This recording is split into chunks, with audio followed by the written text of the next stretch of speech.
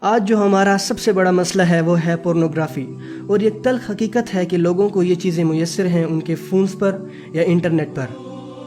واللہ یہ ہماری ڈیوٹی ہے کہ اب ہم اپنے آپ کو بدلیں۔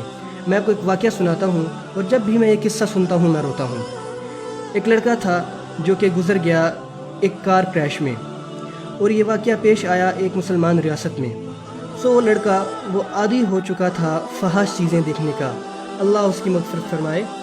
ہوا کچھ یوں کہ وہ پیسے دیتا تھا تاکہ وہ ہر ہفتے ای میلز پا سکے جو کہ فل ہوں غیر اخلاقی تصویروں سے۔ اس کے دوست اس کو کہتے ہیں کہ یار ہمارے پاس تو اتنے پیسے نہیں ہیں، کیوں نہ تم ہی پیسے دو اور جب تمہیں ای میلز مل جائیں تو تم ہمیں آگے بھیج دینا۔ اس کا فرینڈ گروپ کافی بڑا تھا جن کو وہ تصویریں بھیجتا تھا۔ جب اس کو وہ ای میلز مل جاتی تو وہ تمام تصویریں اپنے دوستوں کو بھی ای میلز کر دیتا تھا۔ یہ فارورڈ کر کے تھک گیا، تو اس نے فیصلہ کیا کیوں نہ میں یہ آٹو فارورڈ کر دوں۔ آٹو فارورڈ کا مطلب کہ خود بخود وہ ای میلز آگے فارورڈ ہو جائیں گی۔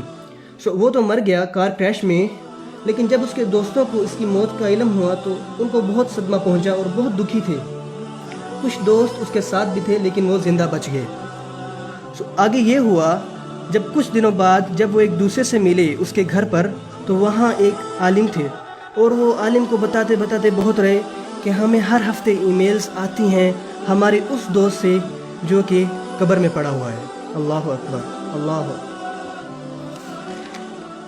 کیا آپ بھی یہ چاہتے ہیں کہ آپ کے ساتھ ایسا ہو؟ ایک انسان جو گزر گیا لیکن مرنے کے بعد بھی وہ ای میلز آگے جاتی رہیں۔ اس کے دوستوں نے سرور سے رابطہ کیا کہ اسے بند کرا دیں، کیونکہ اس کے اکاؤنٹ کا کوئی پاسورڈ نہیں جانتا تھا، اس لیے وہ تب تک بند نہیں ہو سکتی تھیں جب تک سبسکرپشن ایکسپائر نہ ہو جائے۔ سب بہت روئے، لیکن اس دن ان کو بہت بڑا سبق ملا۔ پھر عالم نے ان سے کہا انشاءاللہ اللہ اس کی مغفرت کرے گا، کیونکہ اس کی وجہ سے آپ سب لوگوں نے ایسی چیزیں دیکھنا بند کر دی ہیں، کیونکہ آپ سب نے عبرت حاصل کی۔ سبحان اللہ، اللہ اس کی مغفرت فرمائے گا۔ ہمیں اس کے بارے میں برا نہیں سوچنا چاہیے، اللہ جج ہے، ہم جج نہیں ہیں۔ وہ لوگ جو ایسی چیزیں دیکھنے کے عادی ہیں، ذرا سوچیں اگر آپ یہی کام کرتے کرتے مر گئے تو کیا ہوگا۔ اس سے پہلے مرنے کے بعد ہمارے لیے شرمندگی کا باعث ہو، ہم اپنے فعلوں کو درست کر لیں۔ ایک بار میں ایک بیان میں بیٹھا تھا بہت بڑے عالم کے، وہ فرماتے ہیں ذرا سوچیں کہ آپ لوگ کتنے سال جینا چاہتے ہیں۔ لوگ سوچنے لگے، تو پھر وہ پوچھتے ہیں ہاں بھائی آپ کتنے سال جینا چاہتے ہو، آپ کتنے سال جینا چاہتے ہو۔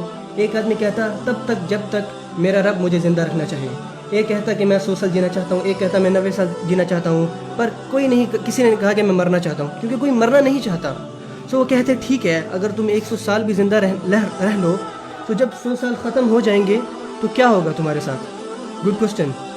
تمہیں پھر بھی اللہ کی طرف لوٹ کر جانا ہے، جب تمہیں اللہ کی طرف لوٹ کر جانا ہی ہے تو کیوں نہ اچھے ریکارڈ کے ساتھ جاؤ۔